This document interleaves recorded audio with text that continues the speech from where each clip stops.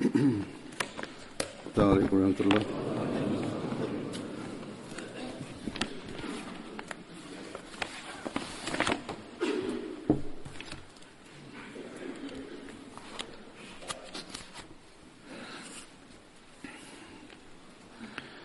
أشهد أن لا إله إلا الله وحده لا شريك له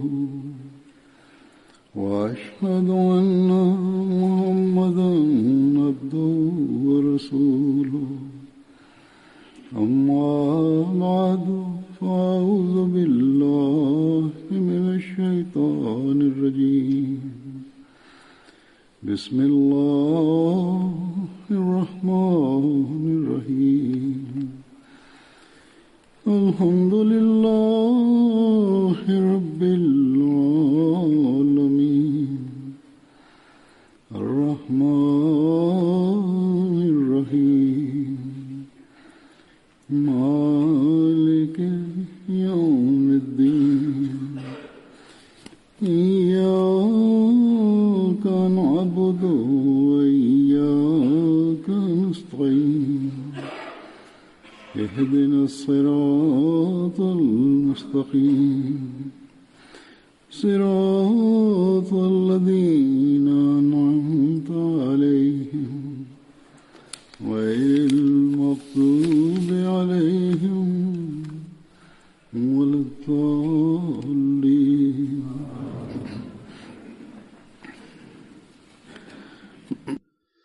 হযরত মসিহ মাউদ আলাইহিস সালাতু ওয়াস সালাম এক উপলক্ষে সাহাবা রিজওয়ানুল্লাহ আলাইহিম এর মর্যাদা সম্পর্কে বলতে গিয়ে বলেন যে সাহাবায়ে কেরাম রিজওয়ানুল্লাহ আলাইহিম আজমাইন রাসূল করিম সাল্লাল্লাহু আলাইহি ওয়াসাল্লামের সিরাতের উজ্জ্বল প্রমাণ ছিলেন।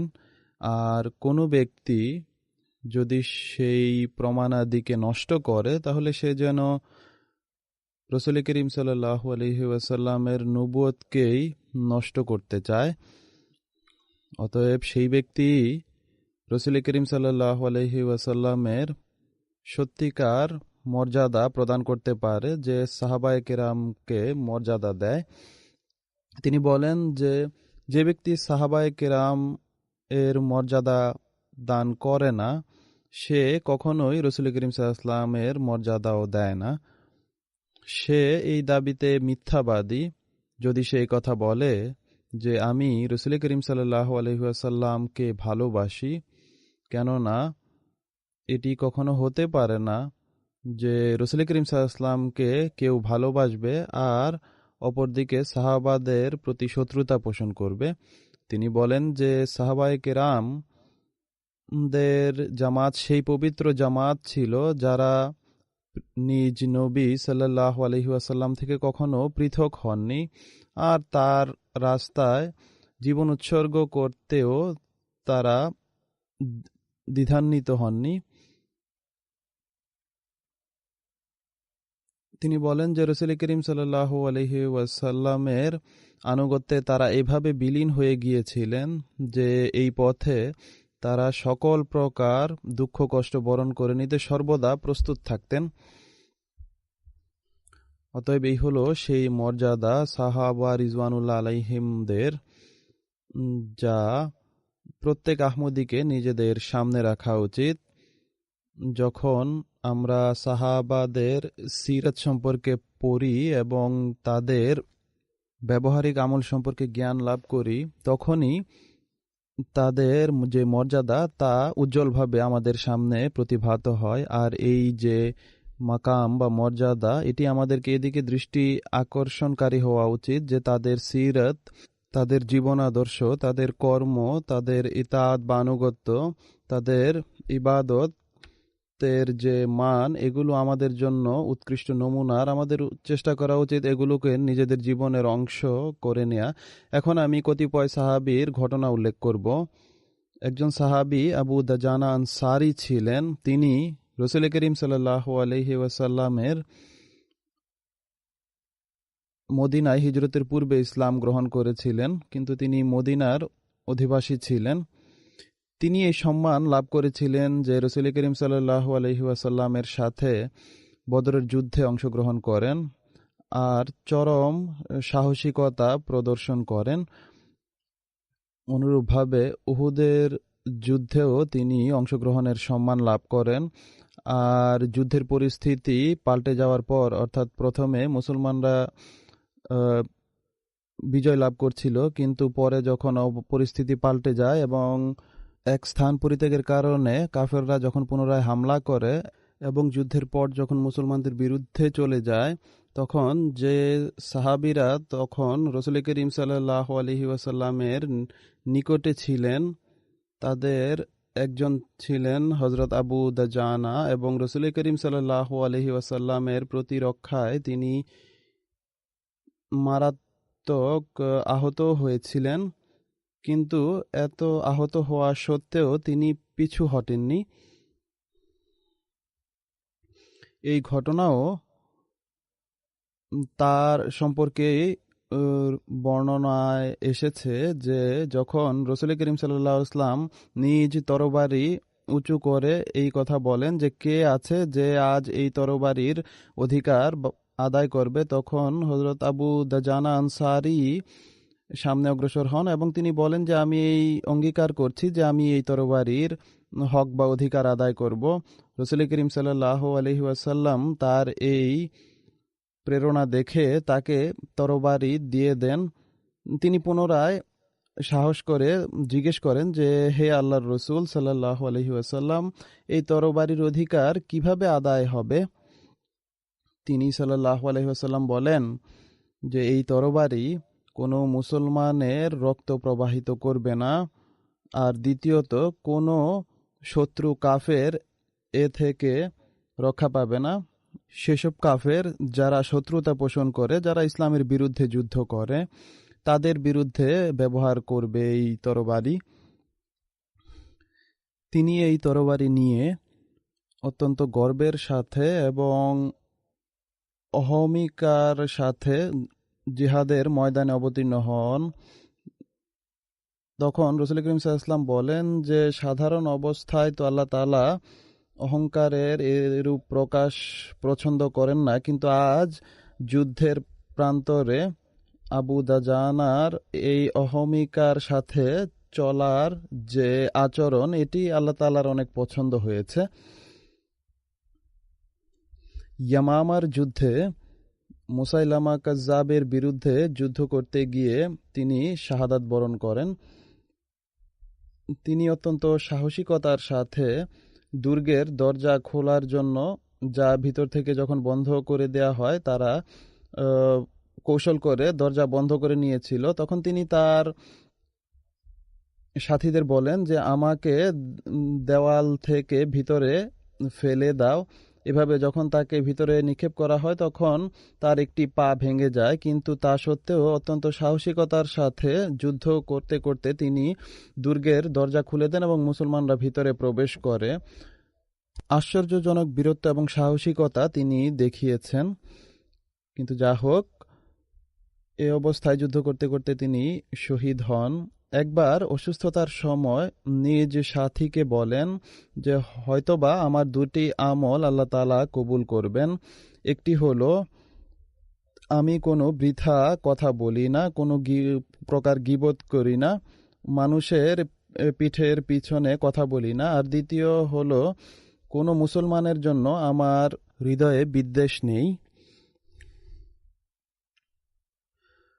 এরপর হযরত মুহাম্মদ মুসলেমা রাদিয়াল্লাহু তাআলা আনহু এর উল্লেখ পাওয়া যায়, যিনি প্রাথমিক আনসার মুসলমানদের মাঝে একজন ছিলেন। তিনি অত্যন্ত সাহসী এবং নির্ভীক মানুষ ছিলেন। উহুদের যুদ্ধে মুহাম্মদ বিন মুসলেমা রাদিয়াল্লাহু তাআলা আনহু ছিলেন যিনি অত্যন্ত দৃঢ়চিত্ততার সাথে রাসূল করিম সাল্লাল্লাহু আলাইহি ওয়াসাল্লামের সাথে অবিচল থাকেন।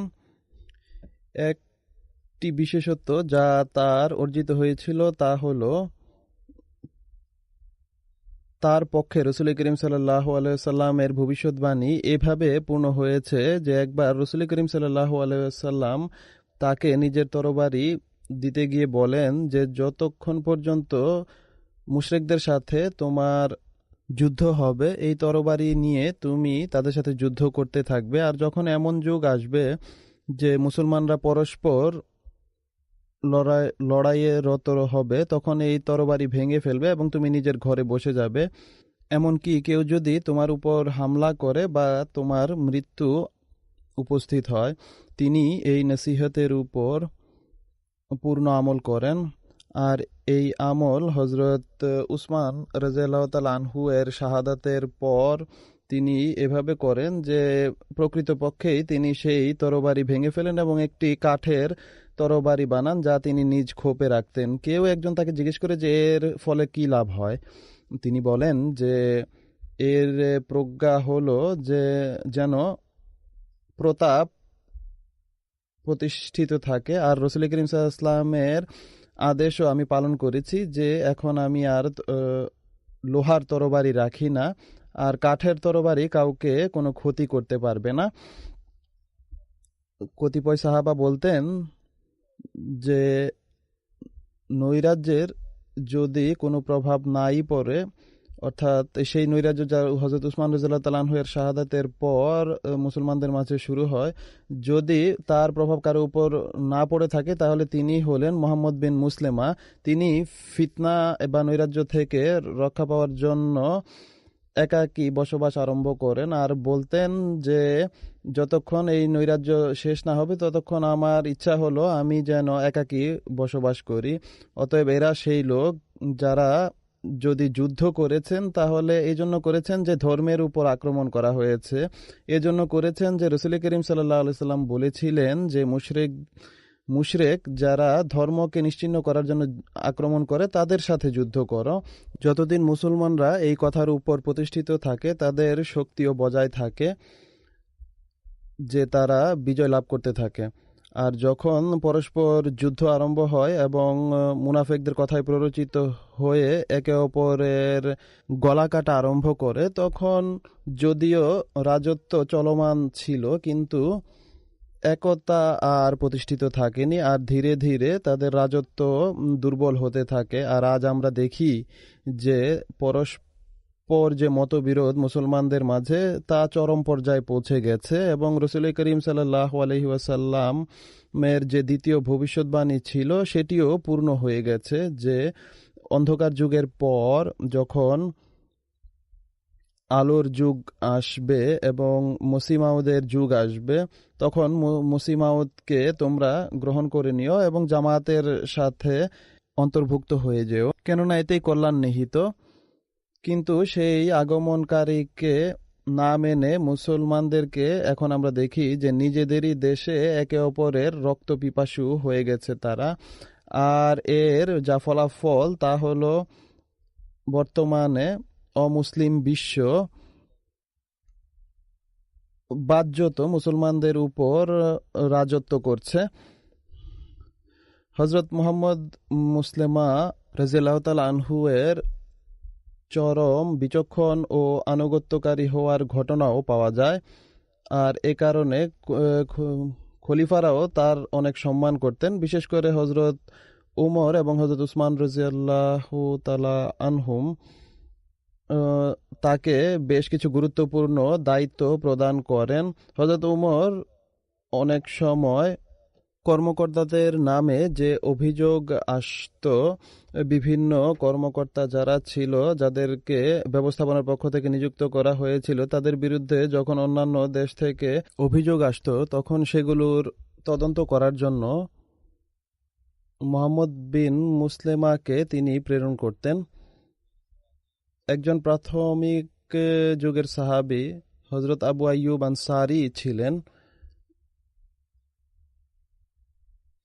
তারা সৌভাগ্যবান ছিল যারা রাসূল করিম সাল্লাল্লাহু আলাইহি ওয়াসাল্লামের সময় মদিনায় আতিথেয়তার সুযোগ লাভ করেছেন। প্রাথমিক যুগে প্রত্যেকেরই এই বাসনা ছিল যেন রাসূল করিম সাল্লাল্লাহু আলাইহি ওয়াসাল্লাম তার ঘরে অবস্থান করেন, আর সবাই তখন এই কথার উল্লেখ রাসূল করিম সাল্লাল্লাহু আলাইহি ওয়াসাল্লামের কাছে করছিল।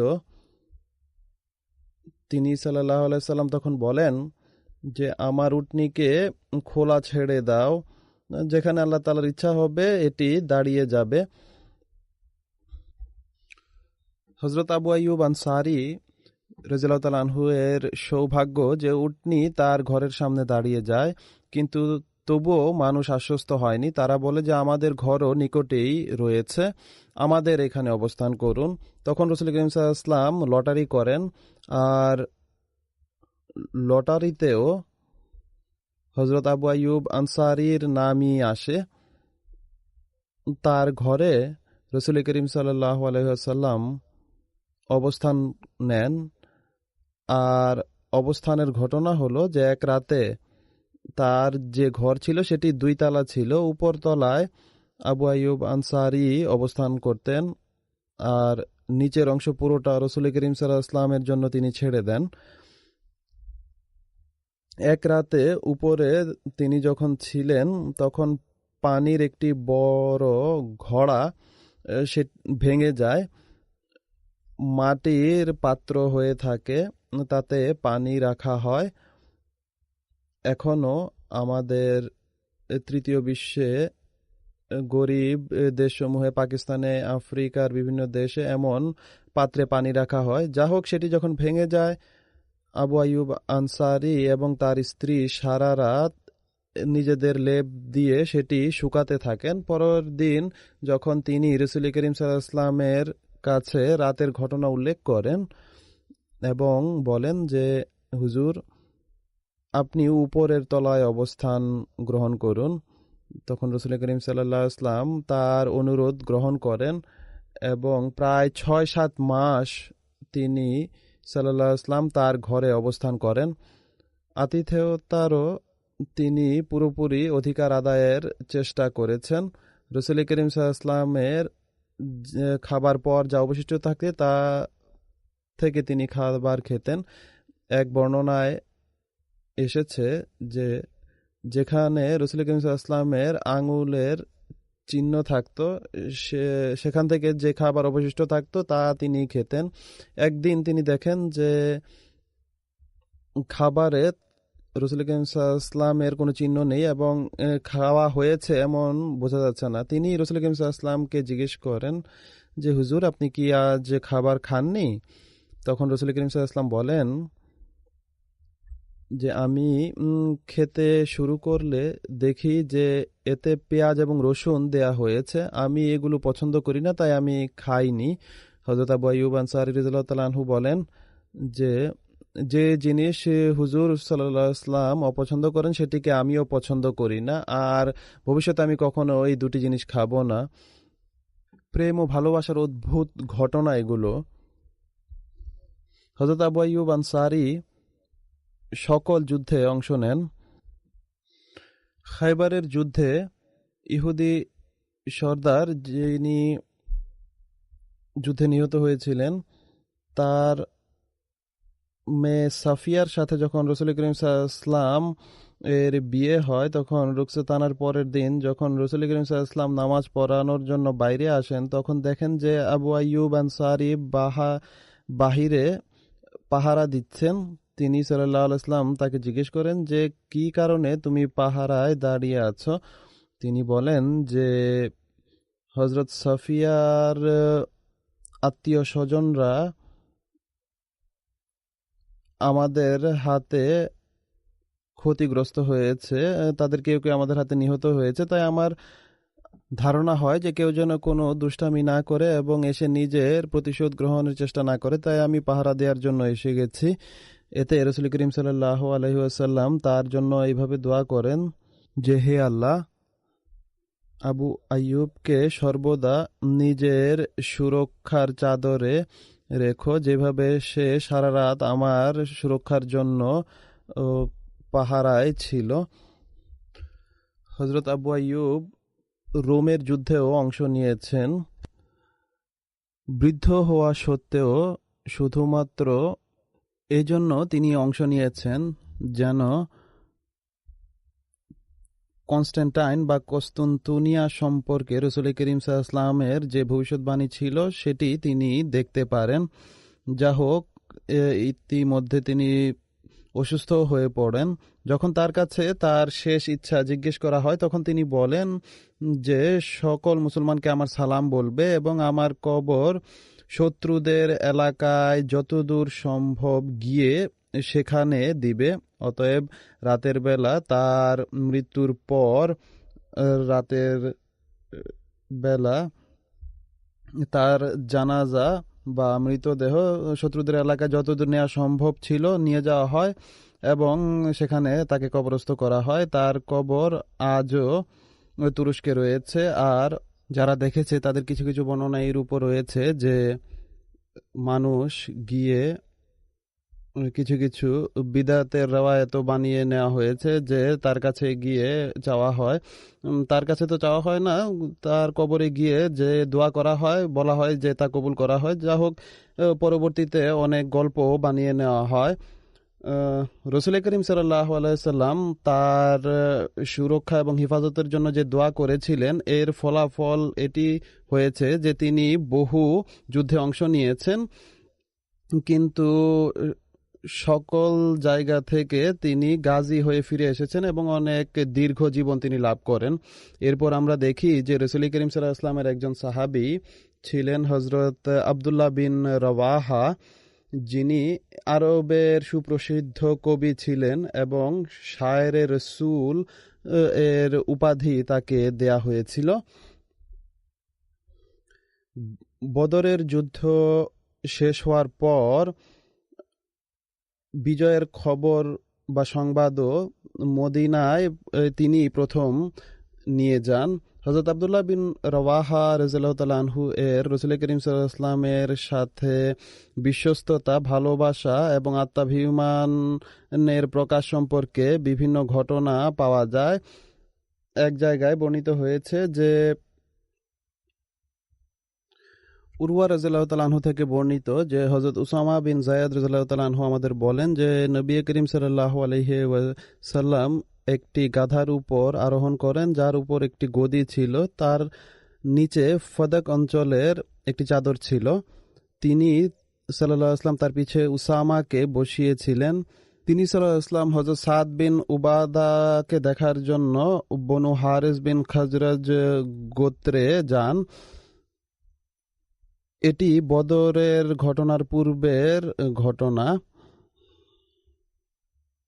তিনি সাল্লাল্লাহু আলাইহি ওয়াসাল্লাম একটি সভার পাশ দিয়ে যান যেখানে মুসলমান, মুশরিক এবং ইহুদিরা একসাথে বসেছিল। তাদের মাঝে হযরত আব্দুল্লাহ বিন উবাই ও ছিল এবং হযরত আব্দুল্লাহ বিন রওয়াহাও ছিলেন। যখন মজলিস বা সভার কাছাকাছি তিনি সাল্লাল্লাহু আলাইহি ওয়াসাল্লাম পৌঁছেন তখন আরোহিত অবস্থায় থাকার কারণে কিছুটা ধুলা উড়ে। তখন আব্দুল্লাহ বিন উবাই নিজের নাক চাদর দিয়ে ঢেকে নেয় এবং বলে যে আমাদের উপর ধুলা ফেলবেন না। নবী করিম সাল্লাল্লাহু আলাইহি ওয়াসাল্লাম তাদেরকে আসসালামু আলাইকুম বলেন।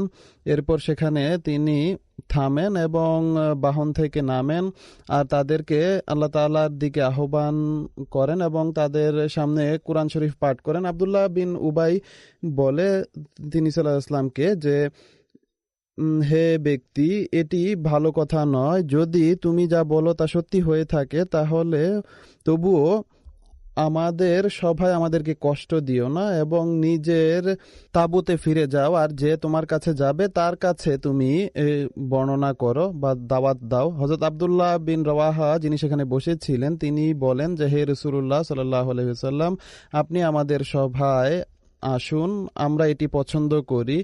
তিনি এটি পরোয়া করেননি যে তার যে সর্দার সে কি বলছে। এটি তার আত্মাভিমান এবং ভালোবাসার অনিয়ন্ত্রিত প্রকাশ ছিল যা আব্দুল্লাহ বিন রওয়াহা দেখিয়েছেন। আর এসব সর্দার এবং জাগতিকতার পূজারীদের কোনো পরোয়া করেননি। হযরত ইবনে আব্বাস রাদিয়াল্লাহু তাআলা আনহু থেকে বর্ণিত হয়েছে যে রাসূল করিম সাল্লাল্লাহু আলাইহি ওয়াসাল্লাম এক অভিযানে সাহাবীদের প্রেরণ করেন যাদের মাঝে হযরত আব্দুল্লাহ বিন রওয়াহাও ছিলেন। জুমার দিন ছিল। অভিযানের অন্তর্ভুক্ত অন্যান্য সাহাবীরা সকালেই বেরিয়ে যায়। তিনি বলেন যে আমি পিছনে অবস্থান করে জুমার নামাজ রসুল করিম সাল্লাল্লাহু আলাইহি ওয়াসাল্লামের সাথে পড়ে তারপরে তাদের সাথে গিয়ে মিলিত হব। রসুল করিম সাল্লাল্লাহু আলাইহি ওয়াসাল্লাম যখন দেখলেন তাকে যে মসজিদে তিনি উপস্থিত আছেন, তখন জুমার নামাজের পর তাকে তিনি সাল্লাল্লাহু আলাইহি ওয়াসাল্লাম প্রশ্ন করেন যে তোমাকে কোন জিনিস তোমার সাথীদের সাথে রওনা হতে বাধা দিয়েছে। তিনি বলেন যে হে আল্লাহর রসুল সাল্লাল্লাহু আলাইহি ওয়াসাল্লাম, আমার অত্যন্ত বাসনা ছিল যে আমি যেন জুমার নামাজ হুজুরের পিছনে পড়ি এবং হুজুরের খুতবা শুনি আর এরপর তাদের সাথে গিয়ে মিলিত হই। রসুল করিম সাল্লাল্লাহু আলাইহি ওয়াসাল্লাম বলেন যে এই পৃথিবীতে যা কিছু আছে সেই সব কিছু যদি তুমি খরচ করে ফেলো, তবুও যারা নির্দেশ অনুযায়ী, এখানে এটি জরুরি বিষয় কেননা আনুগত্য করা আবশ্যক, তো তিনি বলছেন যে নির্দেশ অনুযায়ী যারা সকাল সকাল অভিযানে বেরিয়ে এগিয়ে গেছে সেই প্রতিদান এবং সোয়াব তুমি কখনো পাবে না। এরপর বিভিন্ন বর্ণনায় বর্ণিত হয়েছে যে যখনই কোনো যুদ্ধে বা অভিযানে যেতে হতো তখন হযরত আব্দুল্লাহ বিন রওয়াহা সর্বপ্রথম দলে অংশগ্রহণ করতেন এবং সবার শেষে মদিনায় ফিরে আসতেন।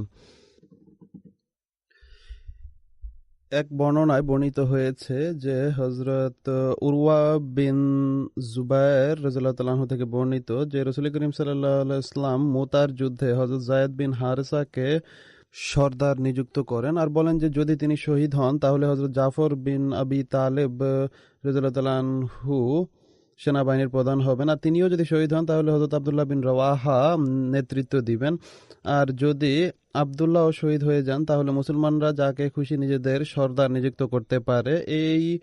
এই সেনাবাহিনীর যখন যাত্রা এবং বিদায়ের সময় আসে তখন হযরত আব্দুল্লাহ বিন রওয়াহা কাঁদতে আরম্ভ করেন।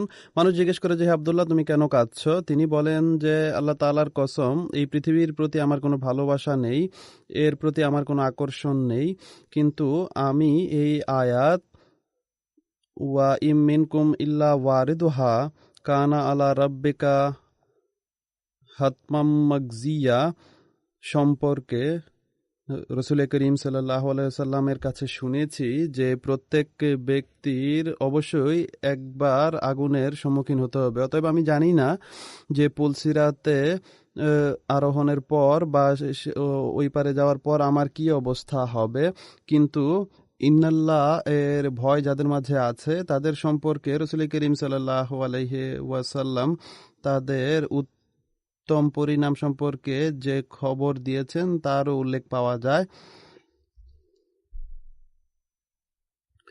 রাসূল করিম সাল্লাল্লাহু আলাইহি ওয়াসাল্লাম মুতার যুদ্ধে সেনাবাহিনীর প্রধানদের সম্পর্কে বলেন যে আমি তাদেরকে জান্নাতে স্বর্ণের গদির উপর বসে থাকতে দেখেছি। অতএব এরা এমন লোক যারা নিজেদের উদ্দেশ্য অর্জনে সফল হয়েছে। তাদের শাহাদাতের প্রেরণা তার এক পংক্তি থেকে এইভাবে প্রকাশ পায়, যার অনুবাদ হলো যে হে তীর এবং বর্ষা, এমন তীর এবং বর্ষা যেন আমার লাগে যা আমার নাড়ি ভুঁড়ি ভেদ করে আমার কলিজা চিরে ফেলবে, আর খোদা তাআলার কাছে আমার শাহাদাত যেন কবুল হয়। আর মানুষ যখন আমার কবরের পাশ দিয়ে যাবে তখন মানুষ যেন এই দোয়া করে যে খোদা তাআলা তার মঙ্গল করুন, কতই মহান গাজী ছিল। মুতার যুদ্ধে তিনি যে শহীদ হয়েছিলেন তার বর্ণনা কিছুটা এরূপ যে মুতার প্রান্তরে পৌঁছে জানা যায় যে গাসসানীরা মুসলমানদের বিরুদ্ধে রোমের বাদশাহ হিরাকেলের কাছে সাহায্য চেয়েছে এবং সে মুসলমানদের মোকাবেলা করার জন্য 2 লাখের সেনাবাহিনী প্রেরণ করেছে। এই উপলক্ষে মুসলমান সেনাবাহিনীর প্রধানরা এই পরামর্শ করে যে রাসূল করিম সাল্লাল্লাহু আলাইহি সাল্লামের খিদমতে বার্তা প্রেরণ করা উচিত যে শত্রুদের সংখ্যা অনেক বেশি, তাই সাহায্য প্রেরণ করা হোক বা যাই রাসূল করিম সাল্লাল্লাহু আলাইহি সাল্লামের পরামর্শ হবে তার উপর যেন আমল করা হয়। তখন হযরত আব্দুল্লাহ বিন রওয়াহা মুসলমানদের অনেক সাহস বৃদ্ধি করেন এবং তার যুদ্ধ কাহিনী সংক্রান্ত কবিতা অনেক কাজে আসে। মুসলমানদের 3000-এর সেনাবাহিনী 2 লাখ সেনাবাহিনীর বিরুদ্ধে একা অগ্রসর হয়। হযরত আব্দুল্লাহ বিন রাওয়াহার শাহাদাতের বাসনার উল্লেখ হযরত যায়েদ বিন আরকাম এভাবে উল্লেখ করেন যে হযরত আব্দুল্লাহ বিন রাওয়াহা আমাকে নিজ উটনির পিছনে বসিয়ে মুতার যুদ্ধে নিজের সাথে নিয়ে যান। যায়েদ বিন আরকামকে হযরত আব্দুল্লাহ বিন রাওয়াহা এক এতিম শিশু হিসেবে লালন পালন করেন এবং তার তরবিয়ত করেন।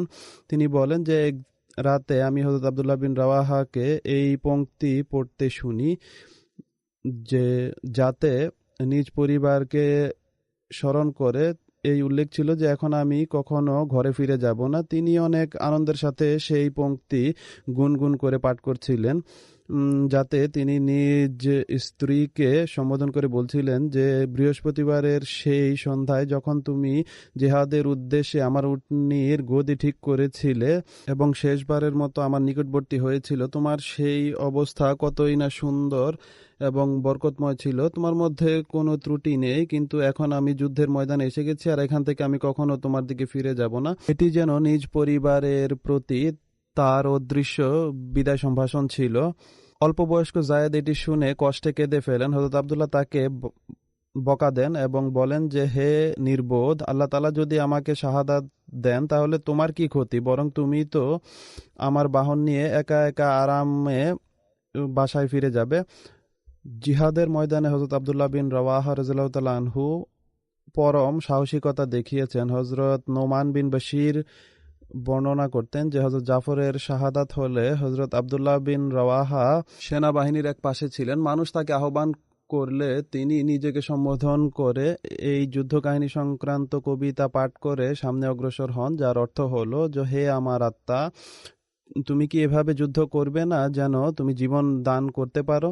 মৃত্যুর পুকুরে তুমি প্রবেশ করেছ, শাহাদাতের যে বাসনা তুমি করেছিলে তা পূর্ণ করার সময় এসে গেছে। নিজ জীবন উৎসর্গ করো যেন তুমি শুভ পরিণাম লাভ করতে পারো।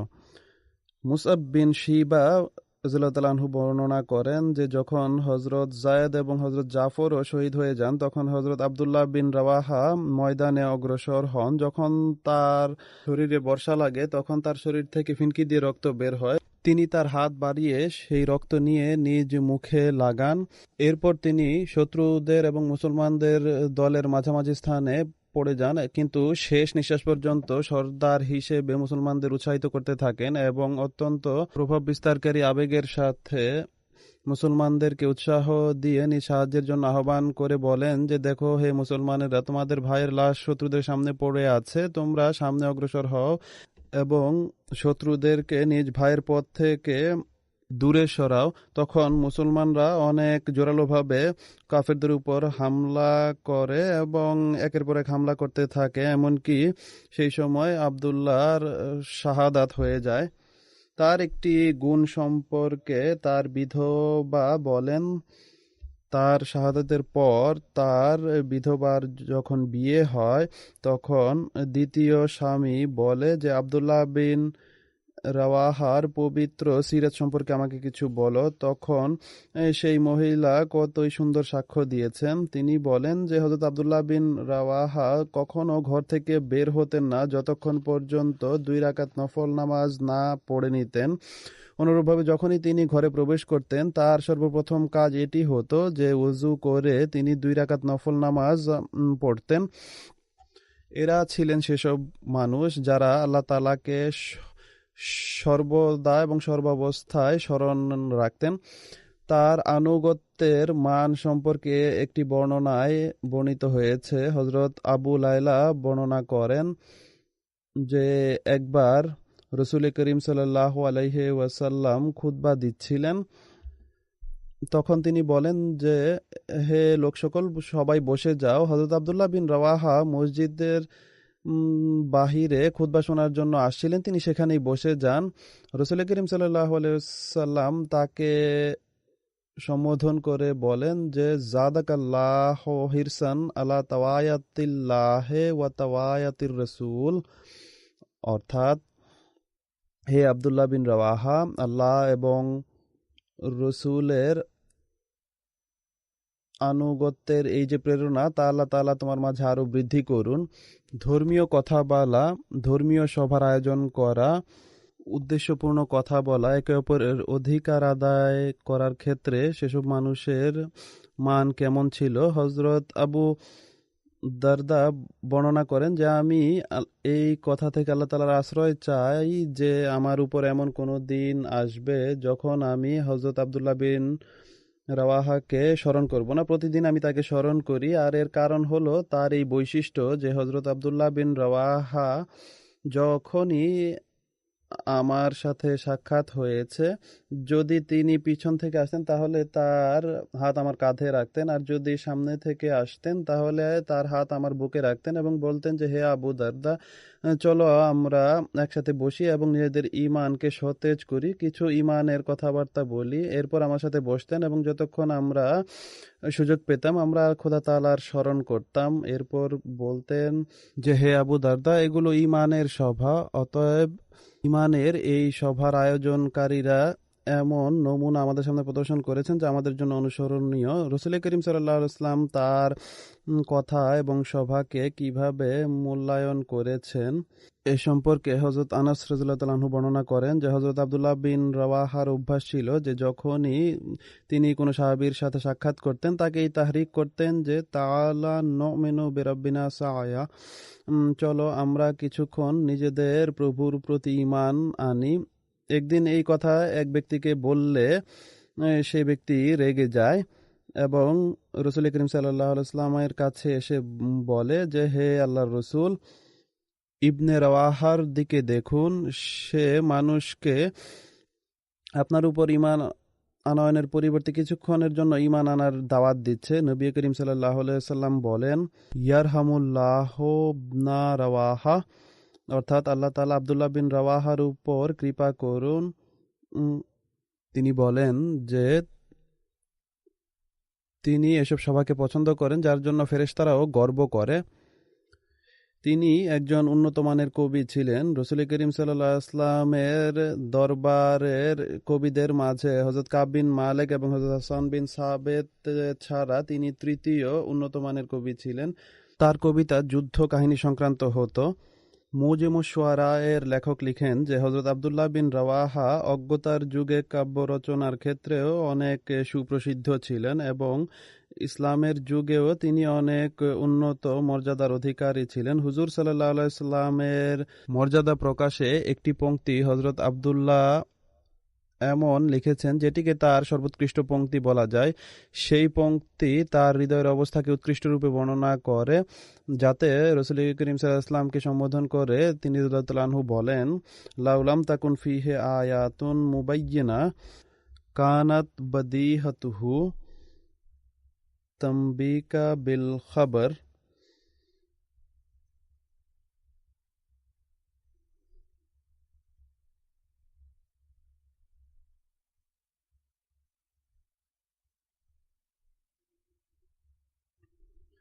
অর্থাৎ মুহাম্মদ মুস্তাফা সাল্লাল্লাহু আলাইহি ওয়াসাল্লামের কাছে যদি সত্যতা এবং সত্যায়নের প্রকাশের জন্য সেই সমস্ত সুপ্রকাশিত এবং উজ্জ্বল নিদর্শন না থাকতো যা তার সাথে ছিল, তবুও শুধুমাত্র তার চেহারাই তার সত্যতার জন্য যথেষ্ট ছিল, যা স্বয়ং তার সত্যতার ঘোষণা দিচ্ছে।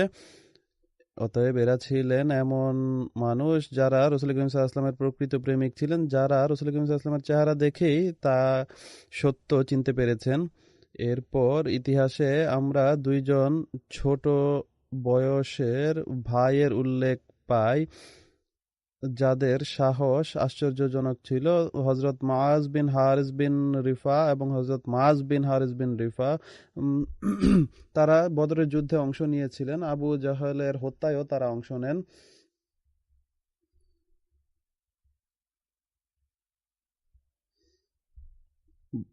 বদরের প্রান্তরে যেখানে ভীষণ যুদ্ধ হচ্ছিল এবং মুসলমানদের সামনে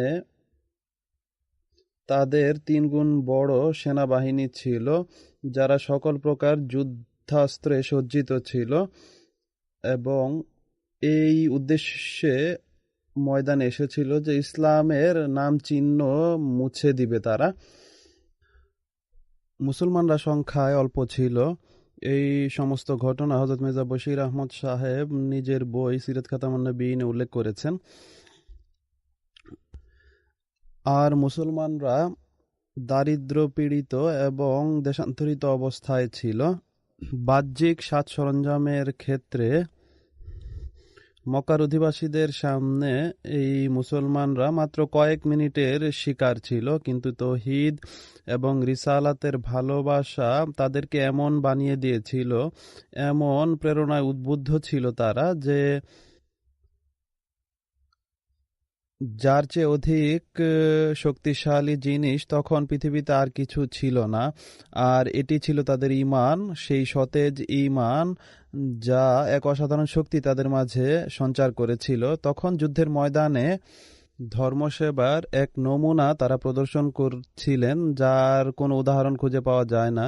প্রত্যেকেই অপরের চেয়ে অধিক খোদা তাআলার রাস্তায় জীবন দিতে উদগ্রীব ছিল।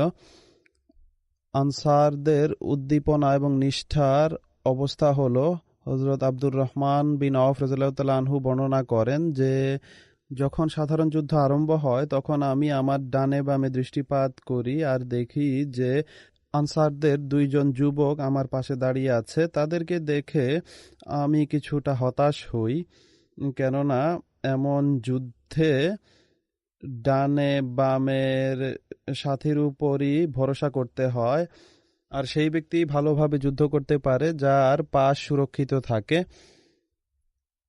আব্দুর রহমান বলেন যে আমি এই ধারণা করছিলাম যে এই শিশুরা আমার কি সুরক্ষা করবে। এমন সময় এই দুইজনের একজন আমাকে চুপিসারে জিজ্ঞেস করে, যেন সে অপরের কাছে নিজের কথা প্রকাশ করতে চাচ্ছিল না, যে হে চাচা, সেই আবু জাহেল কোথায় যে মক্কায় রাসূল করিম সাল্লাল্লাহু আলাইহি ওয়াসাল্লামকে দুঃখ দিত বা কষ্ট দিত? আমি খোদা তাআলার সাথে অঙ্গীকার করেছি, সেই ছেলে বলছে যে আমি তাকে হত্যা করব বা তাকে হত্যা করতে গিয়ে আমি শহীদ হব। আমি এর উত্তর দেওয়ার পূর্বেই আমার অপর পাশ থেকে দ্বিতীয় ছেলেও চুপিসারে একই কথা জিজ্ঞেস করে। আমি তাদের সাহস দেখে আশ্চর্যান্বিত হই যে আবু জাহেল সেনাবাহিনীর সর্দার ছিল এবং তার চারপাশে বিচক্ষণ এবং অভিজ্ঞ সৈন্যরা ছিল। আমি হাতের ইশারায় বলি যে সেই ব্যক্তি হলো আবু জাহেল। আব্দুর রহমান বলছেন যে আমার ইশারা করতেই দুই যুবক বাজ পাখির মতো ঝাপটে পড়ে এবং শত্রুদের ভেদ করে চোখের পলকে সেখানে পৌঁছে যায় আর অতি দ্রুত আঘাত করে, যে আবু জাহেল এবং তার সাথীরা চেয়ে থাকে এবং আবু জাহেলকে নিচে ফেলে দেয় তারা। ইকরামা বিন আবু জাহেলও নিজ পিতার সাথে ছিল। সে নিজ পিতাকে রক্ষা করতে না পারলেও পিছন থেকে মাযের উপর এমনভাবে আঘাত করে যে তার ডান হাত কেটে যায় এবং ঝুলে পড়ে। মায ইকরামার পিছু ধাওয়া করেন, কিন্তু সে বেঁচে যায়। কাটা হাত যেহেতু তার যুদ্ধ করার ক্ষেত্রে বাধা সৃষ্টি করছিল, তিনি সেই হাতকে জোরে টেনে ছিঁড়ে ফেলেন এবং যুদ্ধ করতে থাকেন। তো সেই যুবকদের মাঝে ঈমানের উদ্দীপনা ছিল, রাসূল করিম সাল্লাল্লাহু আলাইহি ওয়াসাল্লামের প্রতি ভালোবাসা ছিল, যা তাদেরকে নির্ভীক বানিয়ে দেয়। যে সেই ব্যক্তি যে ইসলামকে শেষ করতে চাচ্ছিল, যে রাসূল করিম সাল্লাল্লাহু আলাইহি ওয়াসাল্লামকে কয়েক বছর পর্যন্ত কষ্ট দিতে থাকে, তার মৃত্যু আমাদের হাতে হবে। তারা আজকালকার তথাকথিত জিহাদিদের মতো ছিলেন না, যারা যুবকদেরকে বাচ্চাদেরকে মগজ ধোলাই করে এবং বলে যে আসো এবং যুদ্ধ করো ইসলামের জন্য। বরং তাদের এক উদ্দেশ্য ছিল যে দুশমন বা শত্রু যদি আমাদেরকে নিরাপত্তা বা শান্তি না দেয়, তা সত্ত্বেও যে আমরা আলাদা হয়ে গেছি, তাহলে আমাদের এর জন্য সকল প্রকার কুরবানি দেওয়া উচিত, যেন শান্তি প্রতিষ্ঠিত হয়, নৈরাজ্য সৃষ্টির জন্য নয়। আজকাল সরকারের উপর আধিপত্য বিস্তারের জন্য যুবকদেরকে জোর করে অপহরণ করা হয়, তাদের মগজ ধোলাই করা হয়। কিছুদিন পূর্বে এই খবর পাওয়া যাচ্ছিল যে সিরিয়ায় এক ছেলে 14 বছর বয়সের তাদের হাত থেকে বেঁচে ফিরে আসে। সে বলে যে আমি স্কুল থেকে আসছিলাম, আমাকে অপহরণ করে তারা, এবং অপহরণ করার পর আমাকে জোর করে ট্রেনিং দেয়। প্রথমে আমি না মানলে আমার উপর তারা অত্যাচার করে, অতঃপর আমাকে দিয়ে যুদ্ধ করানো হতো আর আমি অনেক কষ্টে সেখান থেকে বেঁচে ফিরে এসেছি।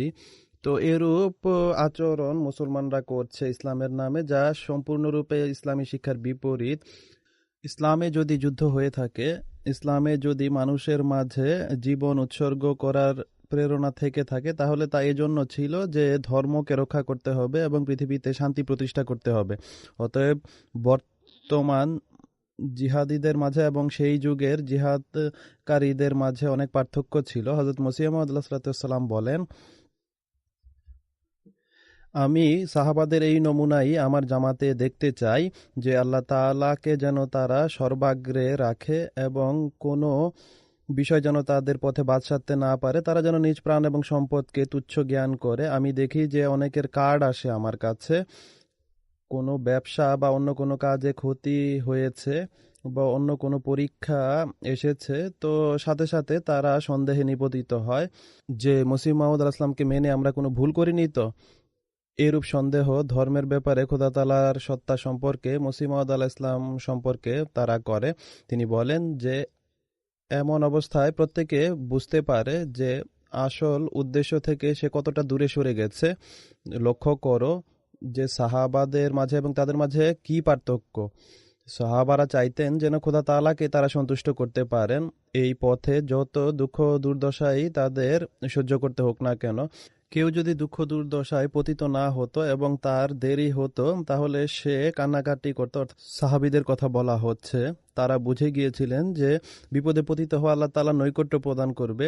তারা এটি বুঝে গিয়েছিলেন যে এসব পরীক্ষার নিচে খোদা তাআলার সন্তুষ্টির সম্পদ লুকায়িত রয়েছে। নিজের এক ফার্সি পংক্তি তিনি এখানে উল্লেখ করেন যে হর বলা কি কওমে রাহক দাদে আস্ত, জিরে আন গঞ্জে করম বেনেহাদে আস্ত। অর্থাৎ যে পরীক্ষায় খোদা তাআলার পক্ষ থেকে এই কওমের উপর এসেছে, তার নিচে খোদা তাআলার এক সম্পদ লুকায়িত থাকে। পুনরায় তিনি বলেন যে কুরআন শরীফ তাদের প্রশংসায় ভরা রয়েছে, এটি খুলে দেখো। সাহাবাদের জীবন রাসূল করিম সাল্লাল্লাহু আলাইহি ওয়াসাল্লামের সত্যতার এক ব্যবহারিক প্রমাণ ছিল। সাহাবারা যেই মর্যাদায় পৌঁছেছিলেন সেটি কুরআন শরীফে এইভাবে বর্ণিত হয়েছে যে মিনহুম মান কাযা নাহবাহু ওয়া মিনহুম মান ইয়ানতাজির। অর্থাৎ তাদের মাঝে কতিপয় শাহাদাত বরণ করেছেন যেন তারা আসল উদ্দেশ্য অর্জন করে নিয়েছেন, আর তাদের কেউ কেউ অপেক্ষায় রয়েছেন, তারা চান যেন তারা শহীদ হন। তারা দুনিয়ার প্রতি ঝুঁকেননি যে যেন দীর্ঘ জীবন লাভ হয় এবং অনেক ধন সম্পদ পাওয়া যায় এবং স্বাচ্ছন্দ্য লাভ হয়।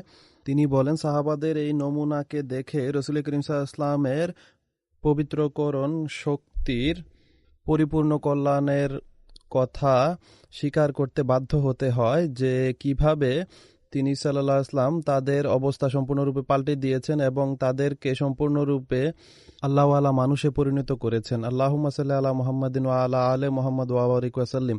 তিনি বলেন যে সারাংশ হলো, আমাদের জন্য আবশ্যক হলো আমরা যেন খোদা তাআলার সন্তুষ্টি যাচনা করতে থাকি এবং এটিকে নিজেদের মূল উদ্দেশ্য হিসেবে নির্ধারণ করি। আমাদের সকল চেষ্টা প্রচেষ্টা এবং দৌড়ঝাঁপ আল্লাহ তাআলার সন্তুষ্টি অর্জনের জন্য হওয়া উচিত। তা যতই দুঃখ কষ্টের মাধ্যমে অর্জিত হোক না কেন, এই ঐশী সন্তুষ্টি পৃথিবী এবং এর সকল স্বাদ থেকে উন্নত এবং সুস্বাদু। আল্লাহ তাআলা আমাদেরকে নিজেদের এই অধিকার আদায়ের তৌফিক দান করুন। নামাজের পর একটি গায়েবানা জানাজা পড়াবো, যা মুকাররম আলহাজ ইসমাইল বি কে আডু সাহেবের, যিনি 84 বছর বয়সে গত 8 মার্চ তারিখে মৃত্যুবরণ করেন। ইন্না লিল্লাহি ওয়া ইন্না ইলাইহি রাজিউন। তিনি জন্মগত আহমদি ছিলেন আর তার পিতার নাম ছিল ইসমাইল ওয়াবিনা আডু এবং মাতার নাম জান্নাত আডু ছিল। তার পিতা প্রথমে খ্রিস্টান ছিলেন। 1928 সনে তিনি বয়াত করে জামাতের অন্তর্ভুক্ত হয়েছিলেন। ইসমাইল আডু সাহেবের মাতা তার ছোট বয়সে মারা গিয়েছিলেন। তিনি সেকেন্ডারি স্কুল পাশ করেন টিআই আহমদিয়া স্কুল কুমাসি থেকে। এরপর 1964 সালে ইংরেজিতে বিএ পাশ করেন। পরবর্তীতে টিচার ট্রেনিং কলেজ ঘানা থেকে নিজের পেশাগত শিক্ষা অর্জন সম্পন্ন করেন এবং এরপর বিভিন্ন জায়গায় টিচার হিসেবে নিযুক্ত হন। আর 1980 পর্যন্ত অ্যাসিস্ট্যান্ট হেড টিচার ছিলেন একটি স্কুলে, সল্ট পাউন্ড সেন্ট্রাল রিজিয়ন। এরপর তার বদলি হয় সেখানে একটি ইংলিশ স্কুলে তিনি ছিলেন। আর মুসলমান ছাত্রদের জন্য অনেক সুবিধার ব্যবস্থা তিনি করতে থাকেন। যে স্কুলেই থাকতেন তিনি, সেখানে তিনি তাদের জন্য মুসলমান ছাত্রদের জন্য মসজিদ বানিয়েছেন। আর কাওয়ামি নিকোমা ইউনিভার্সিটি সায়েন্স অ্যান্ড টেকনোলজি যেটি ছিল, সেখানে তিনি ইংরেজির শিক্ষক ছিলেন। এরপর বিভিন্ন কলেজে তার পড়ানোর সুযোগ হয়েছে। এরপর তিনি একটি বইও লিখেছেন ইংরেজি পড়ানোর বিষয়ে, যা ঘানা এবং নাইজেরিয়াতে অনেক সুপ্রসিদ্ধি লাভ করে এবং পড়ানো হয়। এই প্রেক্ষিতে তিনি একটি স্কলারশিপ পান ইউনিভার্সিটি অফ ব্যাঙ্গর ভিলস, যদি নাম সঠিক হয়ে থাকে, যা বেলজিয়ামে ছিল, সেখান থেকে। এরপর তিনি ইউকে এসে ইংরেজি ভাষায় ডিপ্লোমা অর্জন করেন। এরপর যেসব জামাতি সেবা তিনি করেছেন তা হল, ঘানায় বিভিন্ন জামাতি পদে তিনি নিযুক্ত ছিলেন।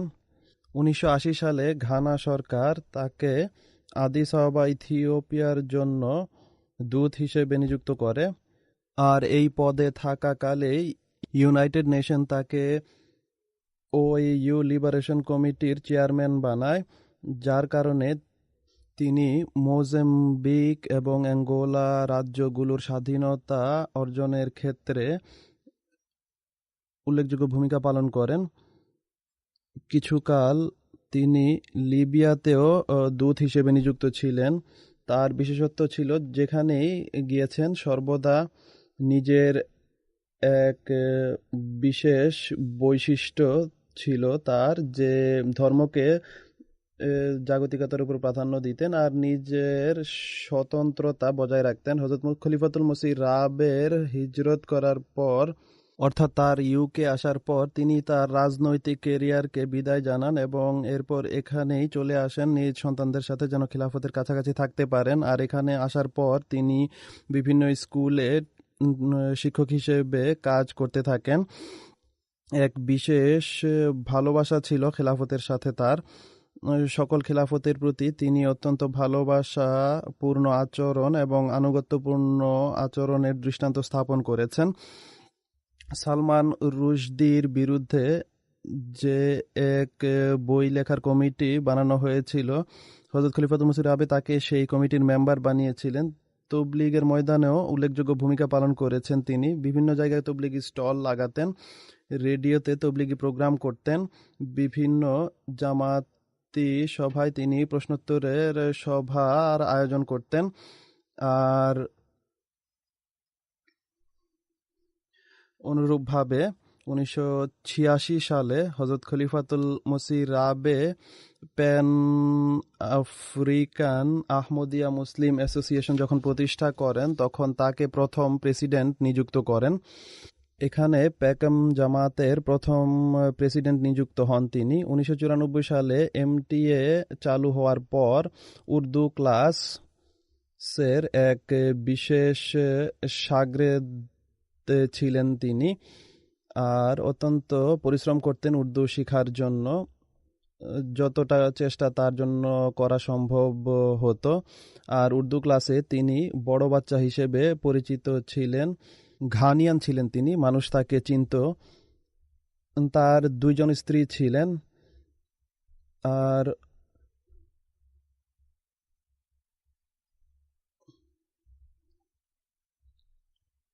হযরত খলিফাতুল মসিহ রাবের মৃত্যুর পর খেলাফত নির্বাচনের যে কমিটি ছিল তারও সদস্য ছিলেন তিনি। জামিয়া যখন চালু হয় তখন কিছুকাল তিনি এখানে ইউকেতে জামিয়াতে ইংরেজিও পড়িয়েছেন। তাকে নিযুক্ত করা হয়েছিল সেখানে।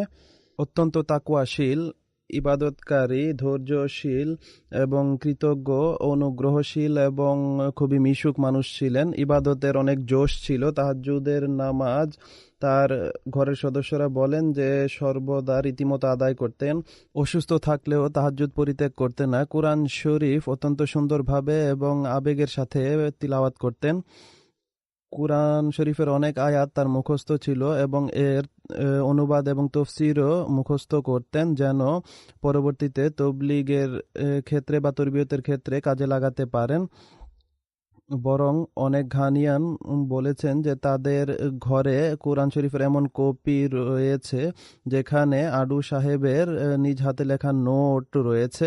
2005 সালে নিজের 2 স্ত্রী সহ তিনি হজ করার সৌভাগ্য লাভ করেছেন আর খুবই হাসি মুখ এবং সাদাসিধা মানুষ ছিলেন। আল্লাহ তাআলা তার পদমর্যাদা উন্নীত করুন, তার প্রতি মাগফিরাত এবং কৃপার আচরণ করুন। তার 10 জন ছেলে মেয়ে রয়েছে, 23 জন নাতি নাতনি রয়েছে। আল্লাহ তাআলা তার বংশধরদেরও পুণ্য এবং তাকওয়ার পথে প্রতিষ্ঠিত রাখুন এবং জামাতের সাথে সম্পৃক্ত রাখুন। এখন নামাজের পর আমি যেভাবে বলেছি তার গায়েবানা জানাজা পড়াবো।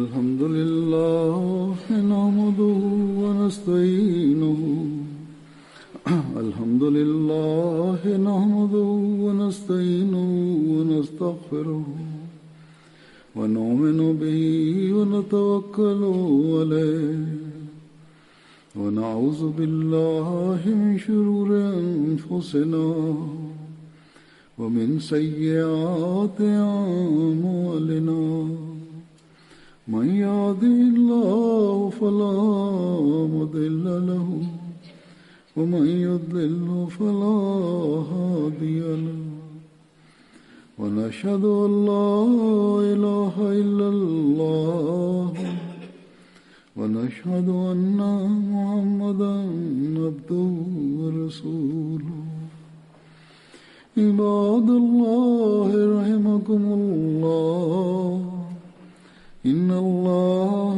يأمر بالعدل والإحسان وإيتاء ذي القربى وينهى عن الفحشاء والمنكر والبغي يعظكم لعلكم تذكرون اذكروا الله يذكركم وادعوه يستجب لكم ولذكر الله أكبر.